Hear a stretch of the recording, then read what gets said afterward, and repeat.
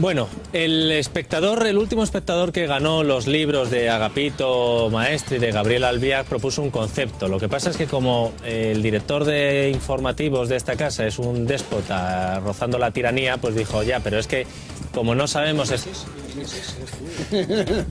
perdón, no pueden hablar hasta que yo les dé la palabra. Es que has nombrado a un déspota, entonces tenemos que intervenir. Lo exige nuestra militancia antidespótica. Ya les adelanto que yo hoy voy con la ciencia, en el debate ciencia contra filosofía. Bueno, no, ahora en serio. El ganador propuso un concepto que era filosofía superior a la ciencia, ciencia superior a la filosofía, y ya saben que aquí nos gustan los retos. La temporada pasada terminamos hablando del agradecimiento, hemos empezado hablando de volver a empezar con José Luis García y hoy nos acompaña Jorge Alcalde. Muy buenas. Muy buenas tardes. Es valiente Jorge, pero ha empezado mal.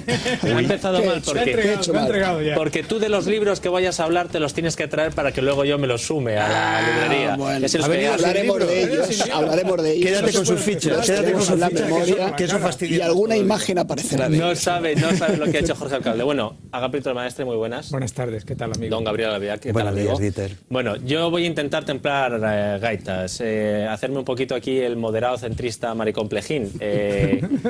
Vengo de buen rollo, que diría Mariano Rajoy en Melilla, yo también. No sé si es superior la ciencia a la filosofía o si es la filosofía la que arrasa la ciencia. Tampoco sé si un científico puede ser filósofo o un filósofo científico. Esto me lo van a decir ahora mis catedráticos. Pero yo de lo poco que he aprendido, porque retengo muy poco de estos años con los catedráticos, es que filósofo es el que contempla el mundo en el que vive y se hace las preguntas. Luego llegan otros con las respuestas. No sé si también en esto estoy metiendo la pata.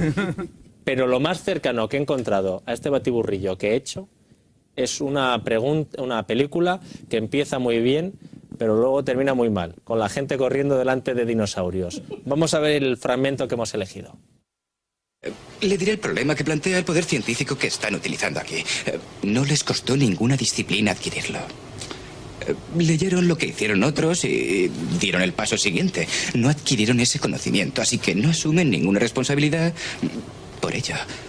Se alzaron sobre los hombros de genios para conseguir algo lo antes posible y sin saber siquiera lo que tenían. Lo patentaron, lo envolvieron, lo metieron en una caja y ahora lo están vendiendo. ¿Quieren venderlo? Pues bien. Ya, creo que es usted injusto con nosotros. Nuestros científicos han conseguido lo que nadie ha conseguido hasta ahora. Sí, pero a ellos les preocupaba tanto si podían o no hacerlo que no se pararon a pensar si debían. Jorge, ¿quieres empezar atacando o defendiéndote? Empiezo primero además recogiendo la última frase de este fragmento, ¿no? Se preguntan los científicos si deben hacer lo que hacen. A lo mejor es un poco la diferencia que podemos establecer para empezar a provocar entre filosofía y ciencia. Hombre, tú dices, ¿qué es superior, la ciencia o la filosofía? Si vemos esta mesa, evidentemente tiene que ser superior la ciencia. Hay dos filósofos contra un científico. Pero además, si el científico tiene, en este caso yo como modesto representante de la ciencia, tiene la habilidad de callarse un poquito y dejarles hablar, estoy seguro que entre ellos dos empezarán a pegarse enseguida y a discutir, lo cual viene un poco a colación de cuál es la diferencia fundamental, así a primera, muy grueso, entre la ciencia y la filosofía. Al fin y al cabo, la filosofía es un modelo de conocimiento reflexivo, que accede a la reflexión, que por lo tanto tiende a ser casi individual, que hay tantos filósofos como pensadores prácticamente. Esa es la razón por la que hay diferentes filosofías, diferentes escuelas filosóficas en diferentes culturas, en diferentes momentos de la historia. Cada momento tiene su filosofía. La ciencia, sin embargo, es objetiva, no es tan reflexiva y por lo tanto es un modelo que permanece a lo largo del tiempo, a pesar de que tenga sus errores y sus limitaciones, que seguro que estos dos señores se encargarán ahora de hacer hincapié sobre ellos, pero es la gran diferencia. Yo soy solo uno en este lado de la mesa, porque en el fondo la ciencia es solo una. Es un método universal, que es un lenguaje que funciona para cualquier momento de la historia, para cualquier tipo de cultura. Sin embargo, hay tantas filosofías prácticamente como pensadores. Esa es la grandeza de la filosofía, pero también su debilidad. Y sin embargo, la grandeza de la ciencia reside precisamente en eso, en su pequeñez, en su limitación. Jorge, bueno, un segundo, que tengo que hacer un paréntesis. Venía preparado aquí el chaval, venía preparado. Yo tengo que decir una cosa. Ustedes también tienen una opinión que dar. y la pueden dar en este programa. Ya saben que además les gusta mucho a Agapito y a Gabriel luego comentar los mensajes. 27442, 27442, escriben el LD, dejan un mensaje y pueden insultos, todo lo que quieran contra Jorge Alcalde, Agapito, Gabriel Albiac. Quiero rebatir de entrada el planteamiento que ha hecho Jorge Alcalde, remitiéndome al programa que hicisteis el otro día, los dos. Pero antes de nada, quiero rebatir que ese planteamiento de objetividad en la ciencia y de subjetividad en los filósofos es absolutamente falso. Y cuando cita aquí mi amigo cualquier libro de Aristóteles, va a mostrar que lo que identifica la ciencia y la filosofía es la búsqueda de la verdad. Esto es capital para entender, por ejemplo, el libro que ha escrito Jorge Alcalde contra ese pseudocientifismo del cambio climático. Si no, ni él mismo se enteraría. Como te das cuenta, te doy la ducha de agua fría y la de caliente. Pero vamos por partes. Mira, la ciencia es, como la filosofía y como el propio periodismo, un tipo de saber que tiene que justificarse permanentemente. No hay una verdad de una vez por todas. Por lo tanto, con eso ya quedaría rebatido tu planteamiento. En segundo lugar, quedaría rebatido con el principio de falsabilidad que tú planteaste el otro día aquí cuando le dijiste a nuestro buen amigo Dieter, ten cuidado porque el próximo día a ver qué es esto de la ciencia, y tú dijiste, mira, ya no hay teorías de la verificación, sino hay lo que se llama el principio de falsabilidad o el principio de refutación, que comienza con la lógica de la investigación científica de Popper a principios de siglo. Es decir, ya no se verifica la verdad de una ciencia, sino su falsabilidad. Y lo explicaste muy bien, metiendo la gamba porque en teoría está muy bien, pero en la práctica no es tan fácil, porque el principio de falsabilidad o de refutación de la propia ciencia en el siglo XX, como tú muy bien sabes, para que haya una teoría que false a la otra, a su vez tiene que verificarse. Pero es que además de verificarse es que el propio investigador puede introducir su propia subjetividad y cambiar el modelo de la teoría. Pero no solamente puede cambiar su propia subjetividad, sino que además hay modelos científicos, como tú sabes muy bien, que no, la verdad científica, como la verdad filosófica, depende de la publicidad, de lo público. El problema es que no existe, Agapito, la verdad científica. Que voy a eso. Ni siquiera es una intención de la ciencia adquirir la verdad. Hemos dicho que nosotros vamos a la búsqueda de la verdad. Un segundo, que le voy a dar... Le voy a dar la palabra a Gabriel Albiac para que ya, una vez que habéis hablado los tres, ya empiecen aquí los cuchillos. Esto está poniéndose de... Yo pensaba que iba a ser una cosa amistosa, el buen rollito, que es en esta tertulia, han sacado el cuchillo. Pero tú te vas a dejar comer el terreno por el periodismo. Déjate. A mí me tenéis asustado hoy, yo dejo que os metéis con el periodismo, con quien sea. Fíjate qué espectadores tenemos, Gabriel. Escuchando al maestro Agapito, Valentín Martínez hace la siguiente pregunta.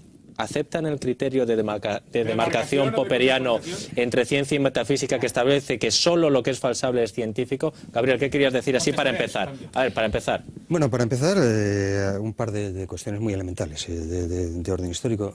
Yo probablemente tengo unas tendencias autodestructivas bastante fuertes. Falso. No se nota. La filosofía es la autodestrucción, básicamente.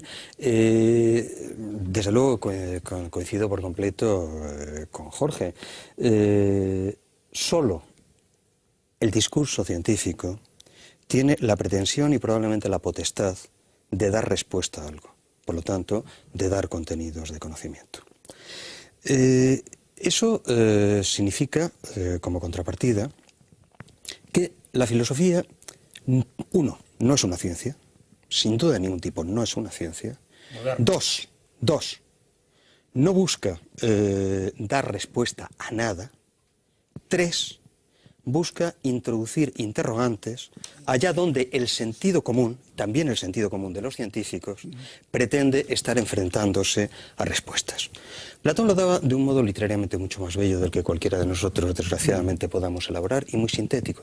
Decía, no, la filosofía, mira, hijo, eso es un juego, el más entretenido de los juegos, le dice a Fedro al final del Fedro, el más entretenido de los juegos, pero nada más que un juego.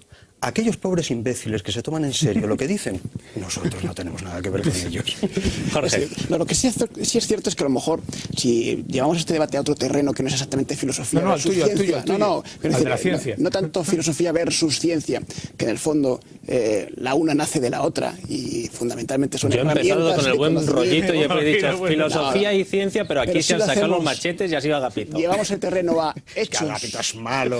A ver, a los hechos, Jorge. Hechos versus teorías, realidad versus nuestra forma de conocimiento de la realidad. qué es el mundo y qué creemos que debe ser el mundo, quizá en ese terreno es donde la ciencia adquiere su máximo poder, su máxima potencia. No hay herramienta más poderosa inventada por el ser humano que la ciencia para conocer la realidad. Y es más, cuanto más conoce la realidad, los hechos constatables de la realidad, la ciencia, menos sentido tiene la filosofía. Para conocer la realidad. Tiene sentido para limitar el poder de la ciencia, para preguntarnos sobre cuáles son las consecuencias de esos descubrimientos, pero desde luego no para conocer la realidad. De hecho, la historia nos lo demuestra. Creo, modestamente, que la filosofía del último siglo se ha ido separando de la realidad, incluso convirtiéndose a veces en un constructo extraño e incomprensible de la realidad. Agapito, maestre, silencio. La filosofía posmoderna que es un invitado. Un segundo. Pero Jorge, vamos a poner orden porque si no, Sí. están llegando muchos mensajes dando la enhorabuena por este planteamiento de la tertulia y sobre todo diciendo gente que Agapito, diciendo que han llegado corriendo del trabajo para ver la tertulia. Pero, ¿cómo que no te doy? Te voy a dar, pero con la mano. Deja que termine porque si no en la televisión no se entiende. A ver, termina y va Agapito. La filosofía posmoderna, eso lo sabéis vosotros perfectamente, es una especie de construcción virtual que se ha alejado cada vez más de la realidad, porque incluso la realidad no es necesaria para la filosofía. La realidad puede ser incluso una construcción artificial para la filosofía. Sin embargo, para la ciencia no hay otro objeto que la realidad. Estás manejando un concepto de filosofía que estamos muy alejados de este señor y yo, sí, o sea, Gabriel y yo. Estamos son en los clásicos representantes de la filosofía. De carácter posmoderno, aunque seamos autodestructivos. Entonces, pero es hacia dónde ha conducido la filosofía. Un cuentecillo ahora para decir que la filosofía, lo que no es filosofía, hombre, por Dios. Mira, para empezar, has sacado el frijol que lleva te voy a decir, mira, eso te voy a contar, la ciencia hoy pasar. está. Mira, la ciencia, yo soy un defensor de la ciencia y pues igual que el discurso del método es una introducción a un tratado de dióstrica de Descartes, ¿entiendes? Y la ciencia moderna es la revolución más importante que ha dado el mundo, pero porque recoge un legado que es griego, que es la búsqueda de la verdad y dar razón de lo que Dios ha podido crear o no. Pero bueno, no entremos en eso.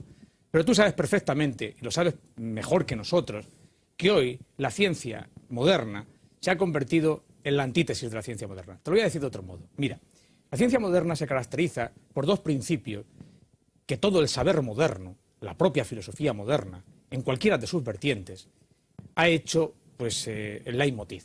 El primer principio es la falibilidad. Es decir, que esto que puede ser podría no ser. Y por eso he empezado planteándote en tu terreno, que es el concepto de falsación. Fíjate que me he situado ya en una lógica muy primitiva en la filosofía de la ciencia contemporánea, porque todo eso está superado incluso por el propio discípulo de Popper, que es Lakatos. Pero me he situado ahí.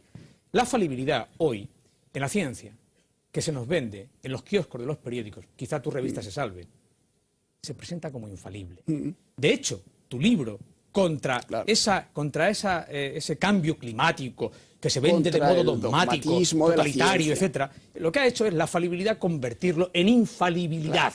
Lo que ha hecho es pasar, es un cuento chino, lo que se ha convertido la ciencia es en pura ideología, en pura falsificación. Déjame que acabe. Señor, es como si tú ahora mismo en el saber lúgubre de la economía me dices, hombre, pues mire usted, los mejores economistas están en el Banco de España y hacen unos informes maravillosos. Mentira, saber ideológico. Tan ideológico es que vendieron las reservas de oro del Banco de España cuando más bajos estaban. Fíjate qué tíos más listos, joder, pues fíjate. Porque se equivocan. Alguien sería una pasta con eso. Sin duda. Porque ahí aparece el segundo elemento capital de la ciencia moderna, al cual tú te has referido ahora mismo, y que también está no solamente en baja, es decir, está muerto, que se llama la predicción, la predictividad. O sea, ese saber positivista que dice saber para prever, prever para poder, eso también está en cuestión. Y tú sabes que está en cuestión porque la física o química contemporánea lo ha puesto en cuestión. Y lo ha puesto en cuestión el principio de determinación de Heisenberg. Porque tú sabes perfectamente que todas las propiedades físicas y químicas de un elemento dependen del número de electrones desapareados del último orbital. Principio de determinación de Heisenberg. Pero para llegar a eso, hemos pasado por un Cuando vayas a decir cosas como esas, no vayas tan rápido que los lentos nos perdemos. No, quiero decir, acabo y te paso enseguida la pelota, de verdad te lo prometo. Quiero decirte que el concepto de predicción, hoy, en la energía nuclear o en el invento químico, es decir, nadie es capaz de prever hoy cuál es el riesgo menor, por ejemplo, de la industria química. No te digo ya de la bomba nuclear. Entonces, en ese sentido, la ciencia contemporánea... Ahora vas a poder responder, Jorge, pero Jorge, porque de algún modo yo quisiera introducir sí. un elemento de replanteamiento del debate entre vosotros dos. Y es que a mí lo que me incomoda desde el inicio del debate es algo que me suele incomodar muchísimo cada vez que se afronta este tipo de debate, que es la utilización del término ciencia en singular. Yo me formé en París con un viejo profesor ya muerto que solía decir: miren, hijos, cuando oigan ustedes hablar de la ciencia, pueden ustedes estar absolutamente seguros que les están hablando desde la ideología. Las ciencias, por definición, son plurales. Tan plurales que cada dispositivo científico dispone de su propio criterio metodológico, de sus propios criterios de falsabilidad, de sus propios criterios de autorregulación. Y es precisamente en esa pluralidad de las ciencias donde cobra su función la intervención del filósofo. Porque naturalmente el filósofo que pretende decirle algo a un científico es un imbécil. Y los hay, ¿eh? Los ha habido en la historia del pensamiento a toneladas. Es un cretino. Lo único que el filósofo puede hacer es tratar de insertar los modos en los cuales los enunciados de las distintas disciplinas científicas son articulables en la red general del lenguaje general. Y a partir de ahí pasar a establecer cuáles son los puntos de discontinuidad y, por tanto, los interrogantes que aparecen en el interior del enunciado. Ejemplo, el primero históricamente, Eidos. Hace un momento estabais hablando de que si la filosofía trata de la realidad o no de la realidad. No, vamos a ser serios. La filosofía nace en el momento en el que un matemático, cuidado, el tópico de la escuela de Platón, no entra aquí nadie que no sepa geometría, no es un tópico. He dicho matemática, debía haber dicho geometría. No, es que era una obligación disciplinaria. ¿Por qué? Porque cuando Platón elabora eso que todos conocemos, y desgraciadamente digo, conocemos como teoría de las ideas, sin más, lo que Platón está elaborando es algo que en griego dice una cosa muy concreta. Lo que nosotros llamamos teoría de las ideas es la teoría de las formas. Ahora bien, ¿qué es lo que hace un geómetra cuando está demostrando el teorema de Pitágoras? Es un geómetra griego que, como todos sabemos, no opera en términos algebraicos, sino en términos de construcción de figuras. Pues demostrar que la forma construible sobre la forma cuadrado construible sobre los catetos de un triángulo rectángulo tiene una superficie igual a la suma de las construibles del construible sobre la hipotenusa. Pero ¿por qué eso vale universalmente? ¿Por qué vale para todos los triángulos y no para este triángulo que he dibujado sobre la arena con una varilla? Porque ese teorema lo he formulado para una forma, no para una realidad, sino para una forma, y a eso, a la teoría de esa forma, eso es lo que Platón llama filosofía. La filosofía no es más que la teoría de cómo esas estructuras formales pueden ser articuladas. Luego, Jorge, estamos de acuerdo. No, es un segundo, 30 segundos, menos, 15. Fíjate lo que hace Descartes en el discurso del método, que es una introducción a un tratado de dióstrica, y es una clasificación. ¿Qué es el método? Análisis y síntesis, punto. Una continuación de tiempo para defenderse. Estáis dando la razón en que en el fondo es un debate entre hechos y teorías, entre realidad y formas de pensar. No hablemos encima unos de los otros, que si no, no nos entienden en casa. Creo que deliberadamente, porque os viene muy bien para vuestro argumento, también sabéis que estáis confundiendo instrumentos con conocimientos. Existe solo un método científico, solo un método científico, que es el método universal que sirve para todas las ciencias, para todas las fuentes de conocimiento. El método científico, todos conocemos, por supuesto, es el único que sirve. Claro que lo es.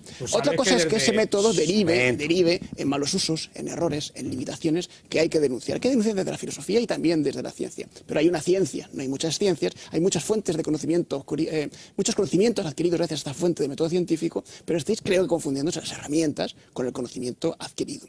Y además, de tu argumento que me decías anteriormente sobre la física cuántica, el principio de incertidumbre y cómo hasta qué punto se ha vuelto oscura la ciencia contemporánea, se ha vuelto complicada, es que se ha vuelto filosófica. Y es precisamente cuando la ciencia ha perdido su poder, es cuando más se ha parecido a la filosofía en la historia de la humanidad. Por Dios, ¿cómo dices eso? No, su poder predictivo, Jorge, su poder de conocer la realidad. Es precisamente cuando más se ha parecido a la filosofía en la historia de la humanidad. Cuando ha renegado de sus principios básicos, que es la simplicidad, la claridad, la predictibilidad, la falsabilidad y ha intentado entrar en territorios que os pertenecen más a los filósofos. El ejemplo, el último Stephen Hawking, que ha metido la pata diciendo lo que ha dicho, precisamente cuando ha dejado de ser científico, cuando ha dejado de ser lo que el científico le impone que sea y se ha convertido en... Pero no, quiero advertirte una cosa y voy a recoger un argumento muy sencillo que lo ha demostrado muy bien Gabriel, frente a tu planteamiento de que solo hay una ciencia y muchas filosofías. Y entonces aquí entramos en un debate muchísimo más serio, que es de filosofía política. ¿Me entiendes? Es decir, la ciencia... Yo te voy a preguntar una cosa ahora muy sencilla, muy sencilla. ¿Tú crees que las agencias nacionales de evaluación en España, que son las que definen lo que es la ciencia, son científicas? ¿Tú crees que define que es una ciencia eso? Perdona, te estoy diciendo... Perdona, ¿cómo que las agencias de evaluación definen que son la ciencia? Atiéndeme. Si este señor quiere pedir un proyecto de investigación y yo otro, tenemos que someternos a unos cánones de política científica. Ni siquiera científica, de política básica. Bueno, muy bien, estás repitiendo el mismo argumento de Gabriel. Tú no puedes separar, decir que ciencia solo hay una, cuando tenemos agencias nacionales, internacionales. O sea, tú por publicar en un Astrat o por salir en un Astrat en Estados Unidos te van a dar más o menos dinero para investigar. Tú que eres un hombre tan inteligente que tú sabes que tienes una revista de investigación. Déjame que acabe. Para publicar en una que en otra. Jorge, no interrumpas. Es que a mí no me dejan. No interrumpas a Agapito, que él no te ha interrumpido a ti mientras estabas hablando.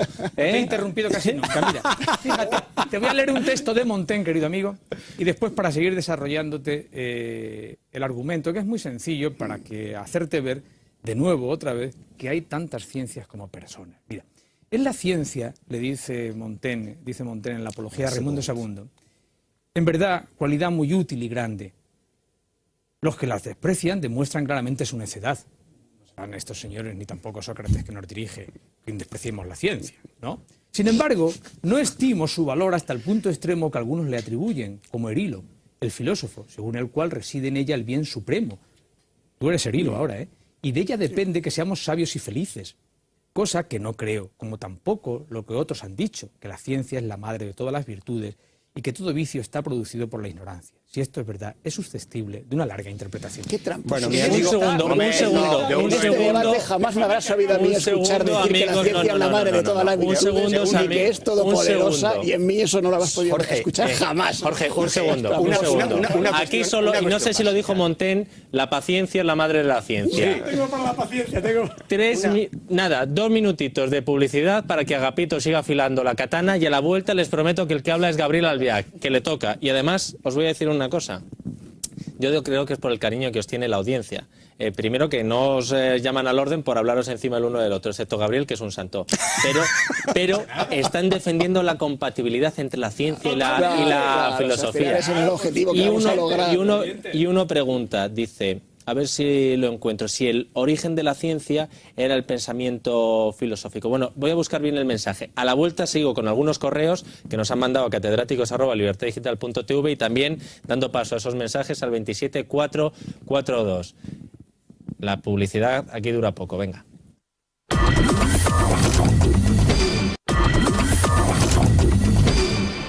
Pero digo...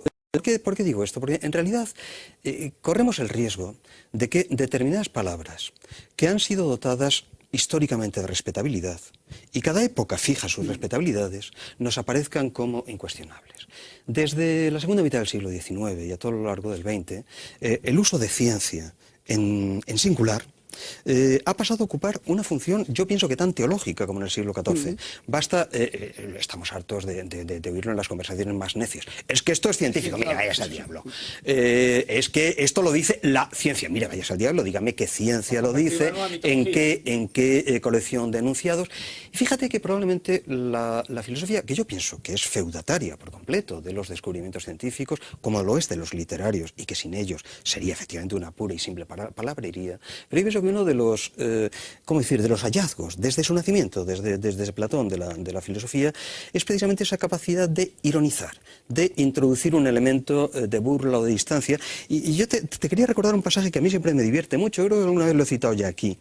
En el siglo XVII, en el año 1660, los dos más grandes matemáticos del siglo, y probablemente dos de los más grandes matemáticos, al menos uno de ellos, probablemente el más grande de la era moderna, Fermat y Pascal intercambian cartas sobre la función de la matemática.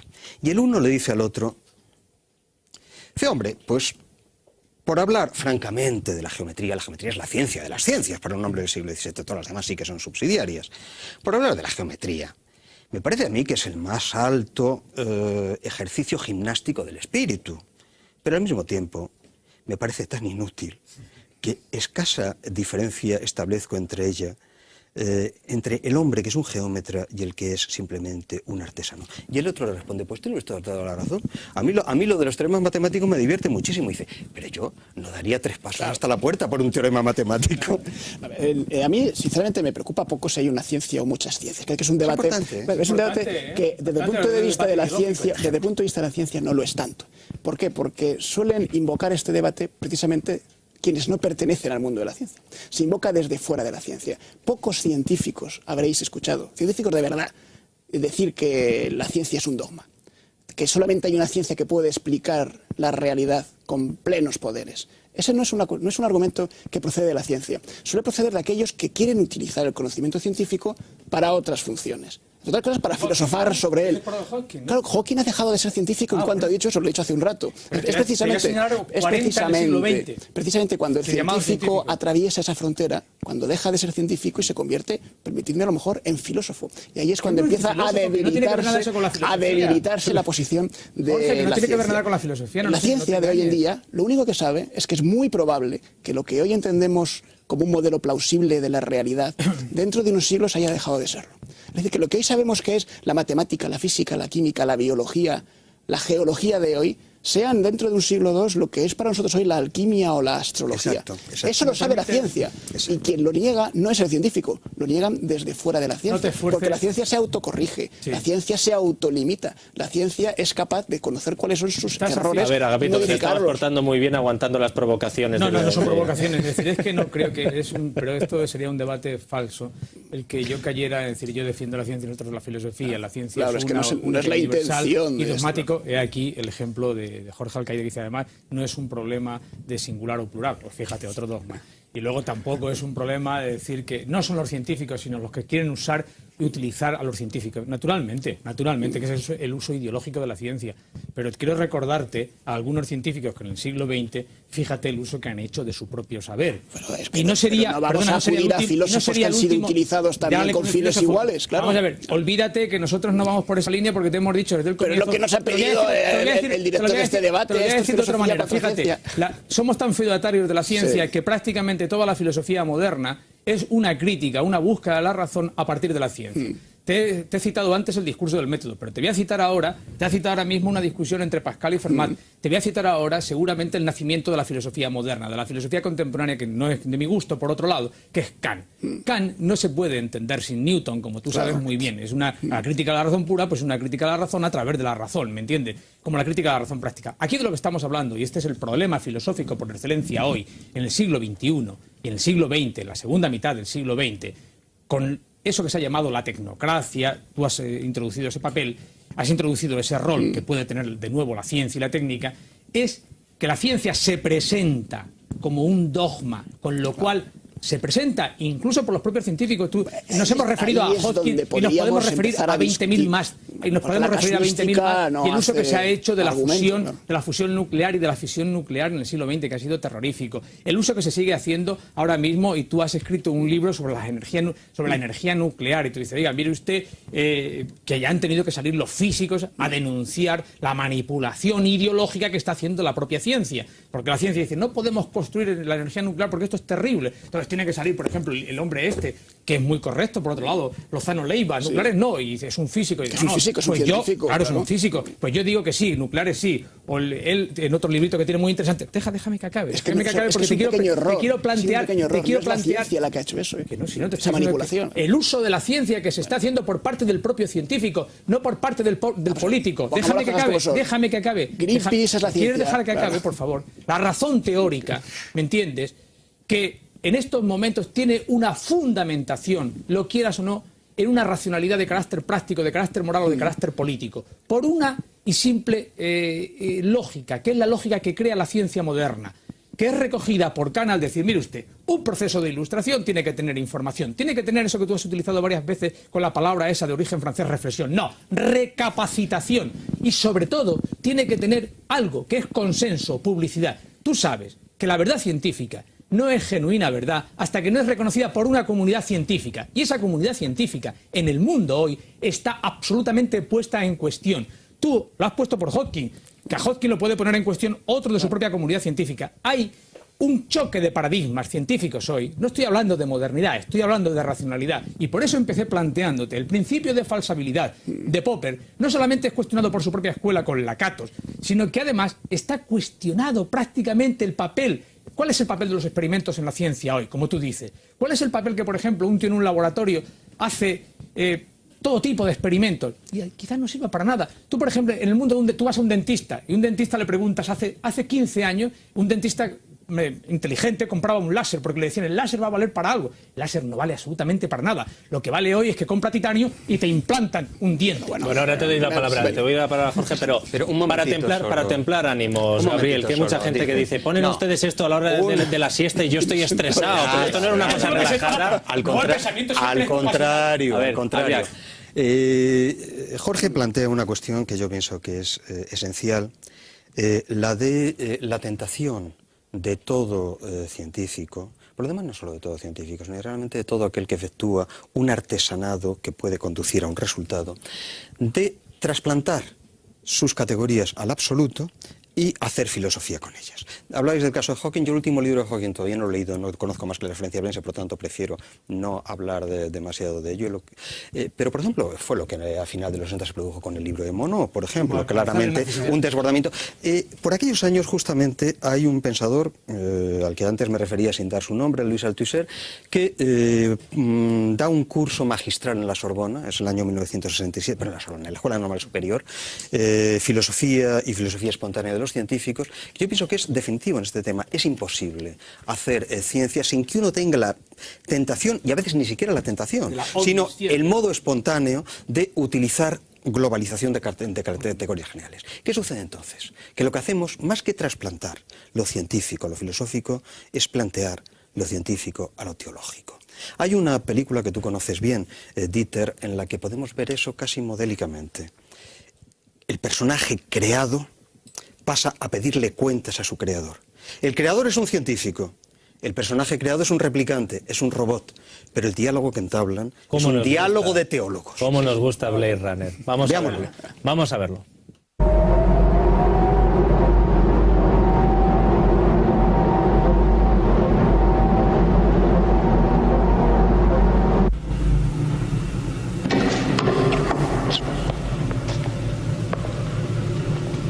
Mr. Tyrrell? I brought a friend.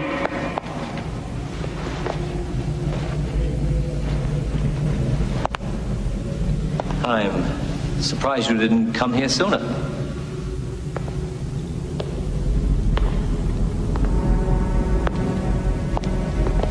It's not an easy thing to meet your maker. And what can he do for you? And the maker repair what he makes. Would you like to be modified? Stay here.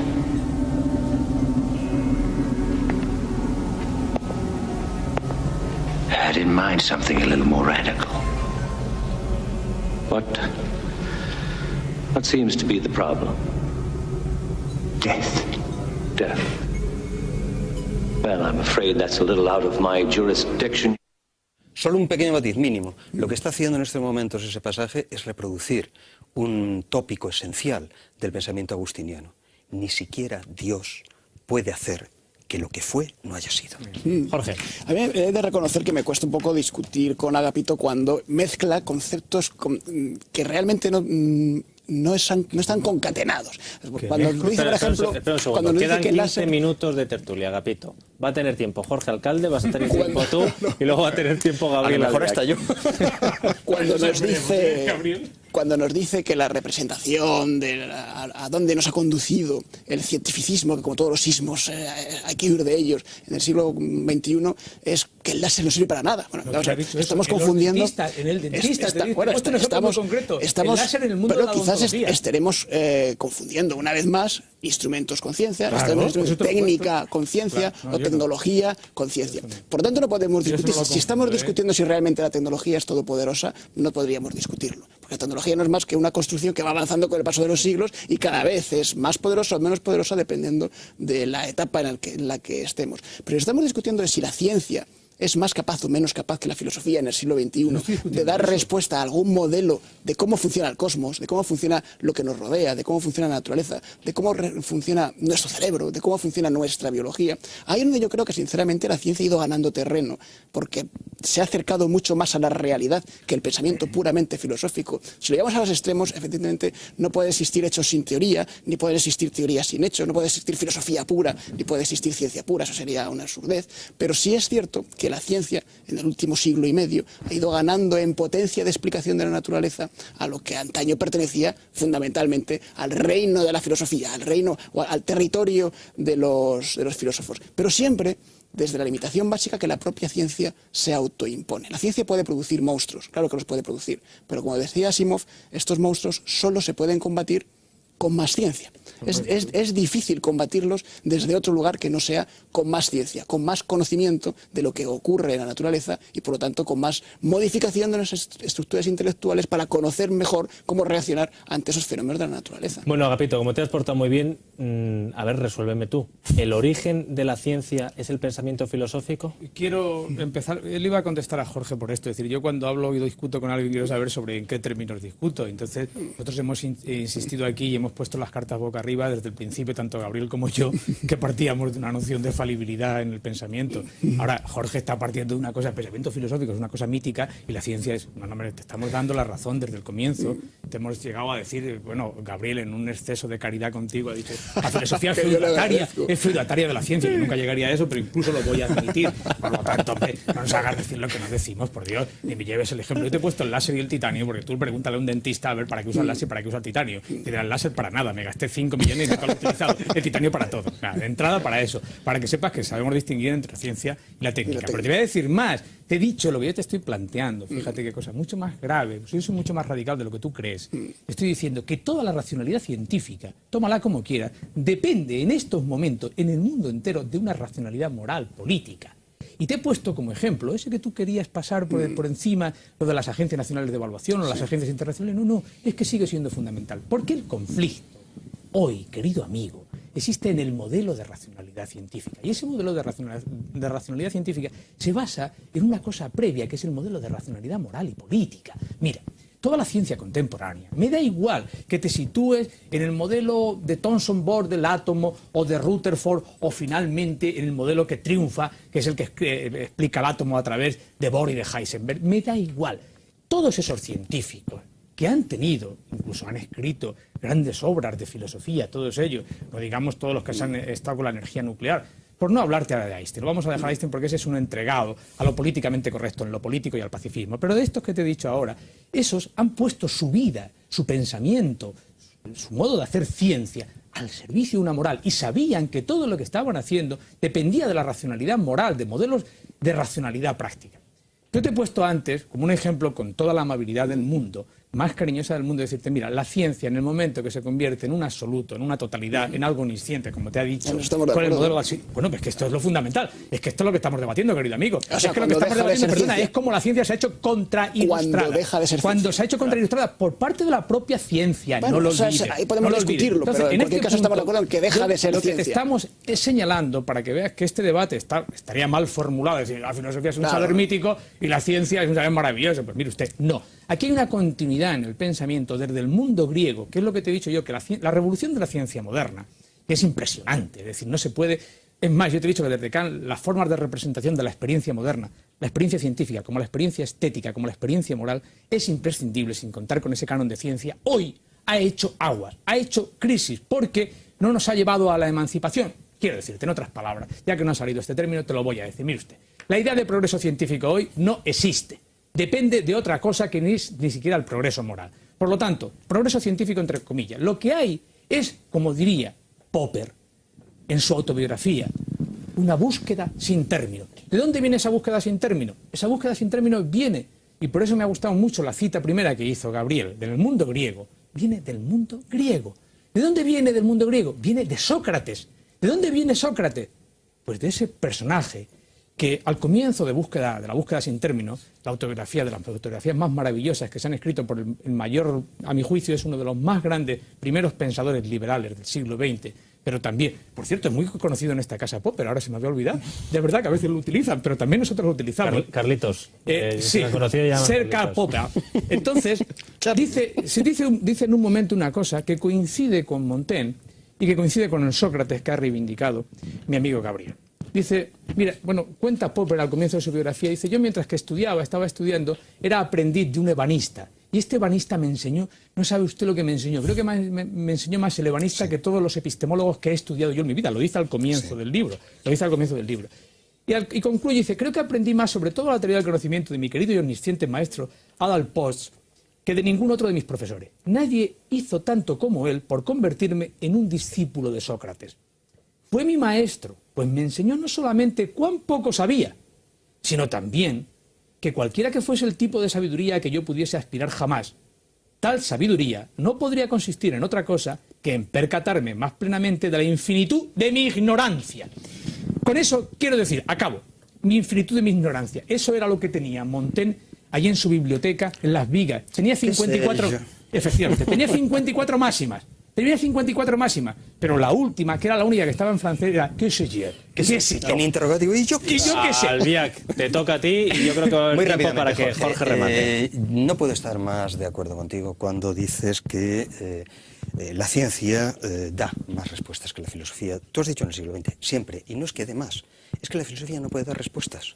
Cuando en filosofía se tratan de dar respuestas, se está cometiendo un fraude, porque el filósofo está interfiriendo otro campo y está asumiendo funciones que corresponden a otro campo. Naturalmente que Platón podía saber un montón de matemáticas, y las sabía, había estudiado en el medio pitagórico, que sabe mucho, pero naturalmente cuando habla de filosofía no está haciendo matemática. Las respuestas corresponden al ámbito de la ciencia. En filosofía no hay respuestas.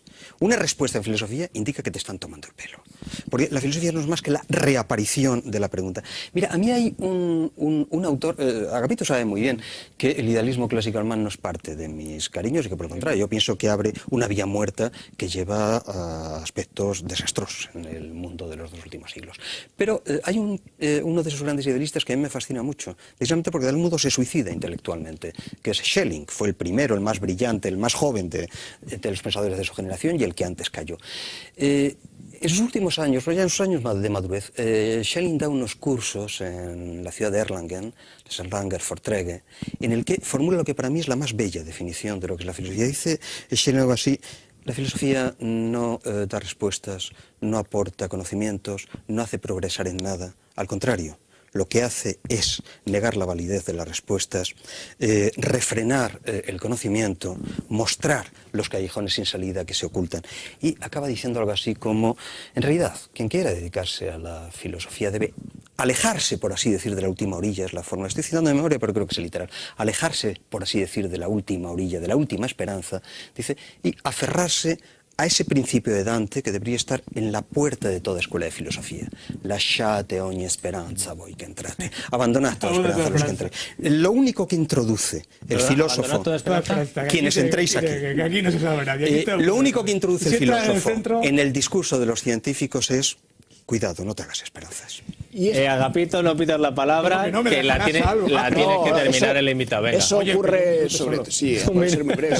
Un minuto agapitiano. Eso ocurre, Gabriel, evidentemente, desde el momento en que filosofía y ciencia se separan, pero no siempre ha sido así. Es más, la filosofía ha tenido a lo largo de la historia también pretensiones de explicación de la naturaleza. La filosofía natural no es otra cosa que una ciencia primitiva o una ciencia... Es un fraude, bueno, es un fraude monstruoso. Pero intentaba ser... Y cuando los idealistas clásicos alemanes intentan recuperarla, construyen el mayor disparate de la historia de la filosofía. Del mismo modo que es un fraude, no, pero estoy de acuerdo contigo, del mismo modo que es un fraude que el científico pretenda, una vez más, convertirse en eso que hemos llamado filósofo. Yo creo que este debate... ¿Un dogmático? ¿Qué filósofo? Bueno, es que los filósofos algunos también tienden al dogmatismo con cierta facilidad, don Agapito, pero bueno, en cualquier caso... Nos tira con bala aquí la efectivamente tiene toda la razón. nos sirve para entender lo que ha dicho uno de los espectadores. Efectivamente, pueden convivir la filosofía y la ciencia, por supuesto. ¿Cómo no pueden convivir? Ahora, sí es cierto que en el mundo de hoy, posiblemente cada vez más, necesitamos respuestas prácticas a problemas reales. Y eso, hoy en día, no existe una herramienta más poderosa que la ciencia para conseguirlo. Sin duda, te voy a dar una. Pero una respuesta científica. Conociendo su pequeñez, que es precisamente donde reside la gran fortaleza. Algo te hemos influido en este coloquio. Ni los propios científicos son capaces de decir que el modelo que ellos defienden sea el real. Ellos no conocen la verdad, conocen un modelo plausible, lo más acercado, más acertado que podemos llegar a obtener de cómo es la realidad. A ver, 30 segundos. Jorge, enhorabuena, porque te has venido con nosotros. Fíjate, la otra máxima fundamental de Montesquieu, que escuchen, callad, que si no, la otra máxima que estaba en latín, esta no estaba en la única que estaba en francés, es la que hemos citado antes, pero otra que estaba en latín decía: es duro, pero la paciencia vuelve más ligero aquello que no puede corregirse. Y nunca se podrá corregir el dogmatismo científico. Por eso te aconsejo que leas El poder en vilo de Agapito Maestre. La ciencia que se puede encontrar en la librería del hall del teatro. La ciencia está en vilo, está justificándose permanentemente como poder o deja de ser ciencia. Mira, pues ese va a ser el primer libro que me vas a regalar hoy. Por cierto, para terminar de enredar la tertulia de hoy, lo voy a hacer con un mensaje que nos manda Carmen desde Madrid, que lo ha firmado, que dice: Einstein dijo que existe un orden superior que lo organiza todo y que ciencia y filosofía son lo mismo. Así ya terminamos de rematar. Nos hemos casado. A ver, 2 correos más que tengo. Por ejemplo, Roberto dice que la semana pasada le emocionasteis con Garci, dice, demostrándome que si existís, sois inmortales. Tiene una queja para un tal Dieter. Se te ve el plumero, mucho hablar de libertad y liberalismo, pero después el acceso a cátedras es a dedo. Solo fichas a galácticos y ahora Jorge Alcalde.